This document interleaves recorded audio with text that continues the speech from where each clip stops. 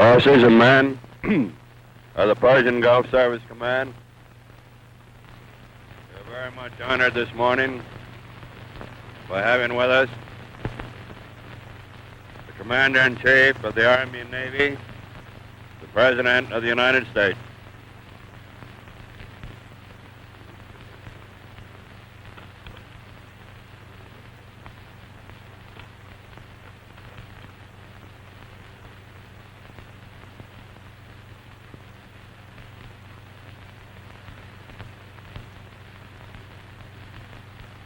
Officers and men,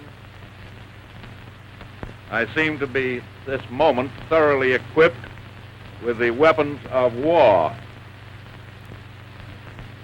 If you had said to me, or I had said to you 3 years ago, that we would meet in Iran,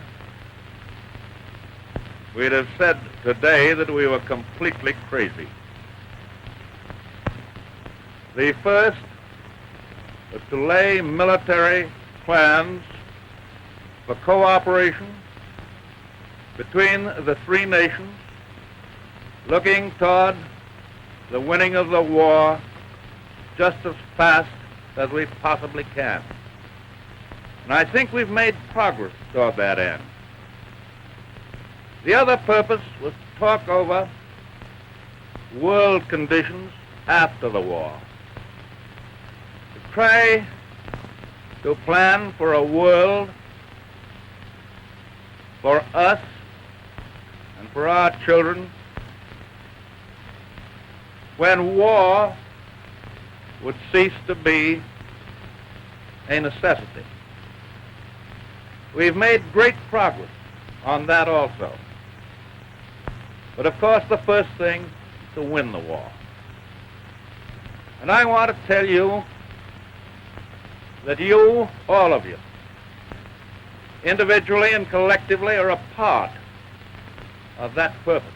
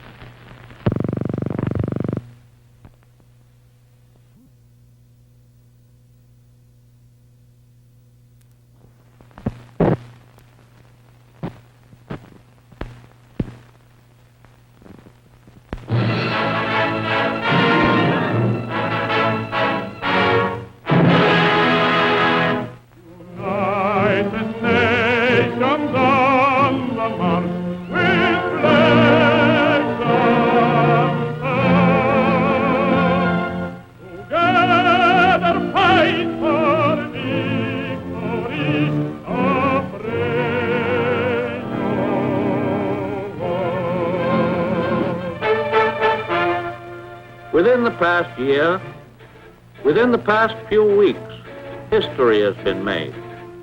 And it is far better history for the whole human race than any that we've known or even dared to hope for in these tragic times through which we pass. A great beginning was made in the Moscow Conference last October by Mr. Molotov, Mr. Eden, and our own Mr. Howe. There and then the way was paved for the later meetings.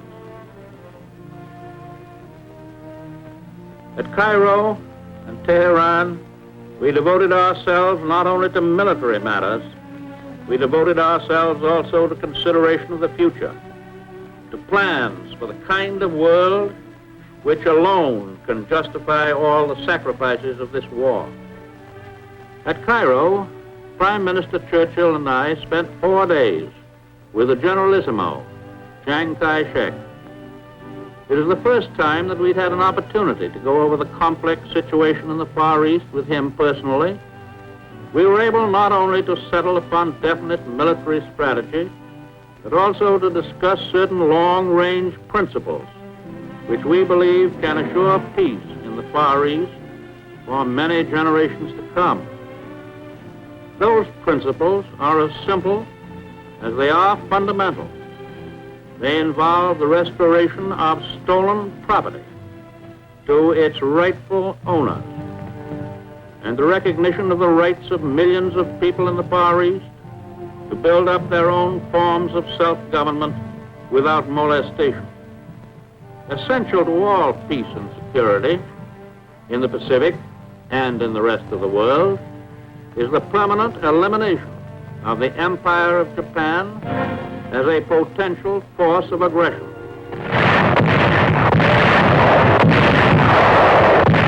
Never again must our soldiers and sailors and Marines and other soldiers, sailors and Marines be compelled to fight from island to island as they are fighting so gallantly and so successfully today.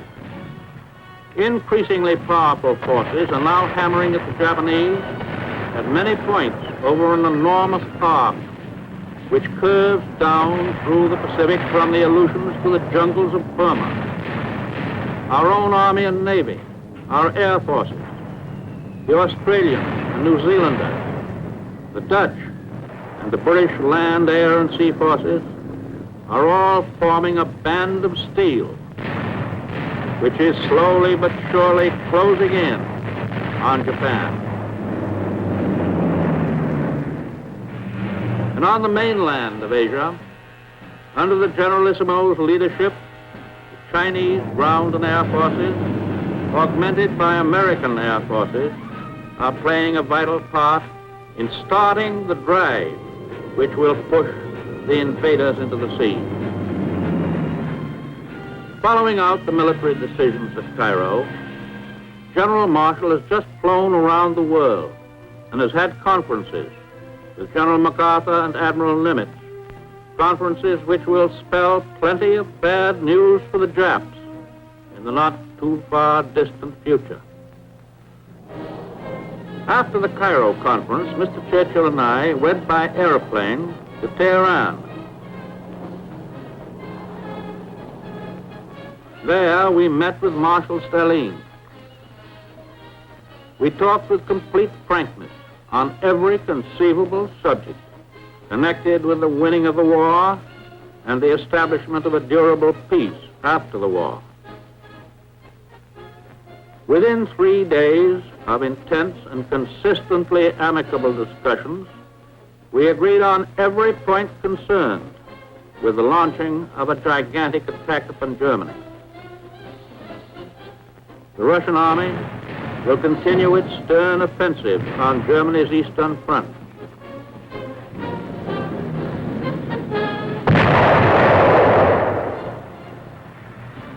The Allied armies in Italy and Africa will bring relentless pressure on Germany from the south.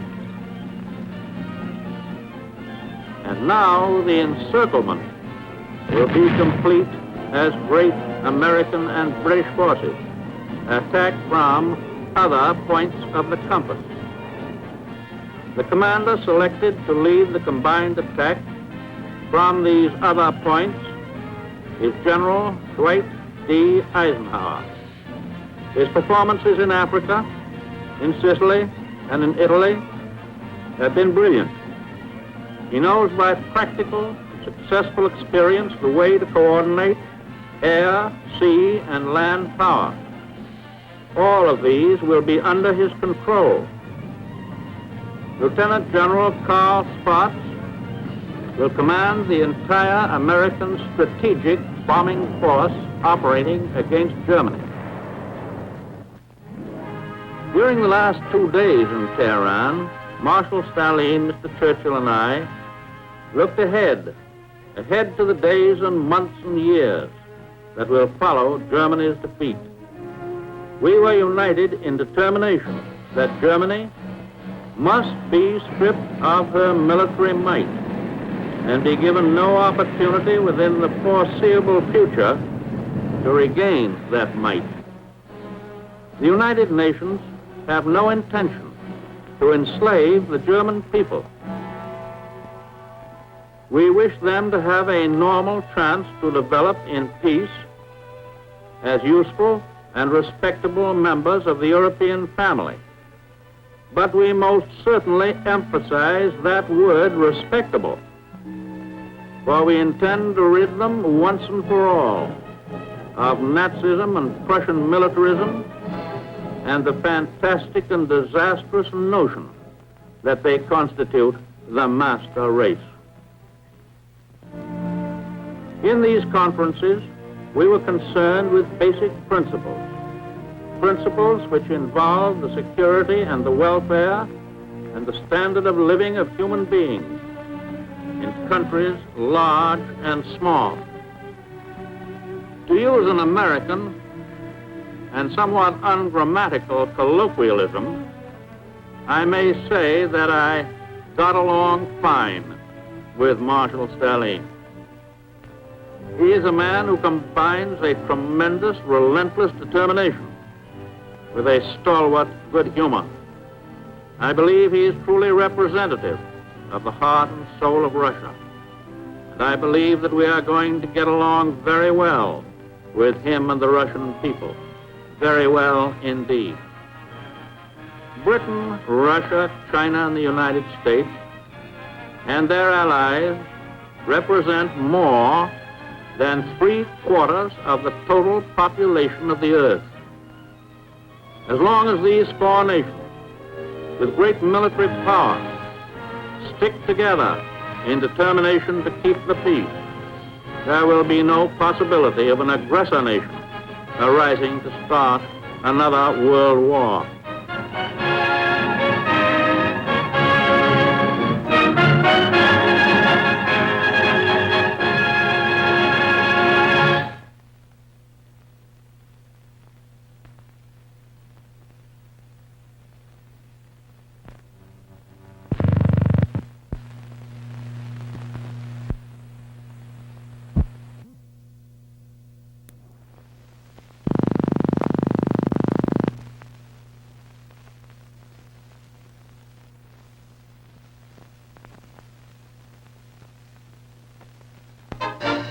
On the Sunday following his inauguration, the very next day, the President took his problems to the great counselor. He went to church and bowed his head in prayer as he had done on the morning of March 4th before proceeding to the Capitol to take the oath. And while we cannot know what Franklin D. Roosevelt confided to his God or asked of his God, we do know that the people felt an even greater reassurance in this simple act of devotion on the part of the man who had so thrilled and uplifted them.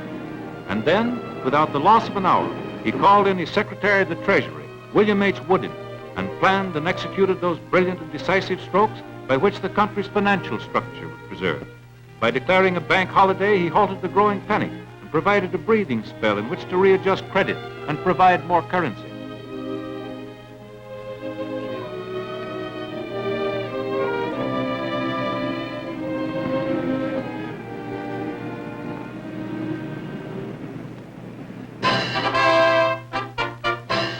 March the 9th was a notable day in our history, with Congress eagerly accepting the President's recommendation. By a vote of 73 to 7, the United States Senate hastened to pass the President's banking measure. It was the most emphatic vote of confidence which that body had given to the head of the nation in many a long year. In the House, the new Speaker, white-haired Henry W. Rainey of Illinois, was at the throttle and running the legislative locomotive in the direction that his party leader, the President, was demanding it should go. Rainey knew it was no time for quibbling. Straight through, he drove the Roosevelt measures. Intense interest was shown in the House as the clerk read the President's great economy bill, which planned the saving of $500 million. And with the banking situation smoothing out, the President went on the air on the night of Sunday, March the 12th, and talked to the people in simple, friendly terms. The bank holiday, while resulting in many cases in great inconvenience, is affording us the opportunity to supply the currency necessary to meet the situation. No sound bank is a dollar worse off than it was when it closed its doors. It is possible, of course, in a very few places, that when the banks resume, a very few people who have not recovered from their fear may again begin withdrawals. Let me make it clear that the banks will take care of all needs, and it is my belief that hoarding during the past week has become an exceedingly unfashionable pastime. After all, there is an element in the readjustment of our financial system that is more important than currency, more important than gold, and that is the confidence of the people themselves. Confidence and courage are the essentials of success in carrying out our plan. You people must have faith. You must not be stampeded by rumors or guesses. Let us unite in banishing fear. We have provided the machinery to restore our financial system, and it is up to you to support and make it work. It is your problem, my friends, no less than it is mine. Together, we cannot fail. An entirely new spirit came over the face of the government under the President's guidance. For the first time in history, the Treasury Department, under orders from Secretary Woodin, permitted pictures to be made of the processes of printing and engraving United States currency in the Bureau of Engraving and Printing in Washington. Why, it made the old-timers gasp, they were so startled. Confident in their president, in his policies, people all over the country rushed back to replace the deposits as the closed banks reopened their doors.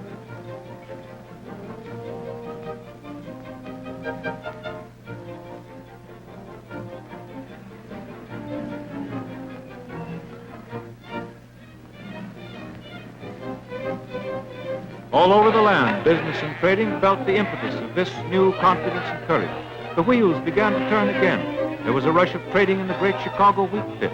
In the New York stock market, prices rose sharply. People began to buy, and encouraging reports were heard on all sides about the upturn in business that had come at last.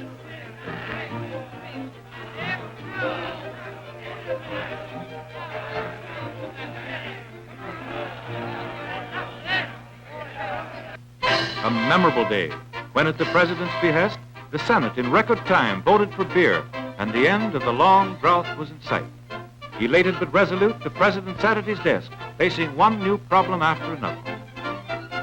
With the financial structure of the country strengthened and revitalized, with new impetus given to commerce and industry, his mind now turned to farmers and their plight, to the truck farmers who raise our vegetables, to the big grain farmers who provide our bread.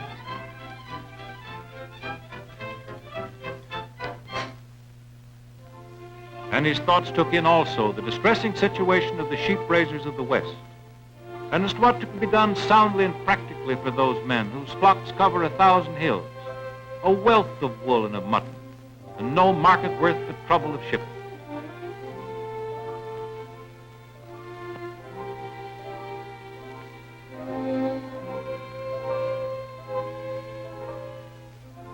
And as our President sat and thought at his desk, he visioned the troubles of the Western cattlemen, sons and descendants of the bold spirits who carved out the famous cattle trails of the Old West. and in his mind's eye, no doubt, he could see the great and useless herds of fine beef, for which also there was no price to bring joy to the heart of the cowman.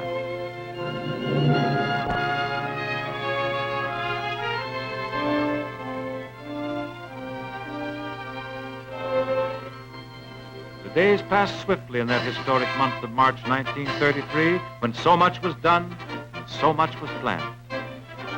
And this man of many burdens gave his whole mind and soul to pondering the swift and practical things.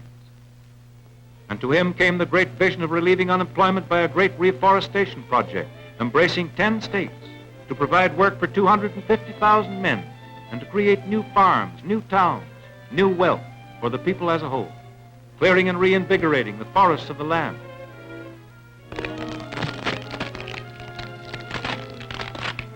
Providing the building material which industry needed. Visioning the progress of timber from the new forests that are to arise to the mills of industry that will await them in the future.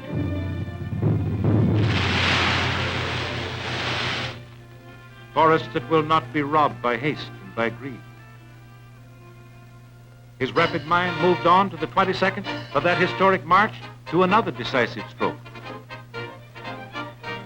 At his desk in the White House, he signed the bill which kept one of the most important pledges of the Democratic platform, the pledge to give beer back to the people if the democracy came into power.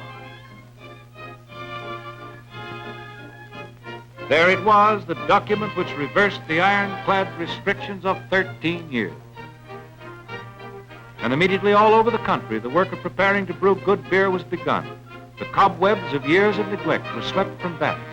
Armies of men were called to polish the brewing machinery, put the long-neglected plants in perfect order for the rush of business that was certain to come. Another emphasis was given to business when the president put his name to the beer bill and made it law.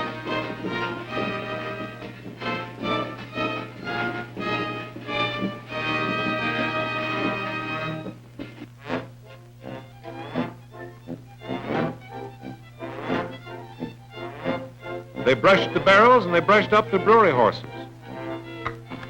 And even the horses felt the gay stimulus of the New Deal. And Broadway got lit up to celebrate.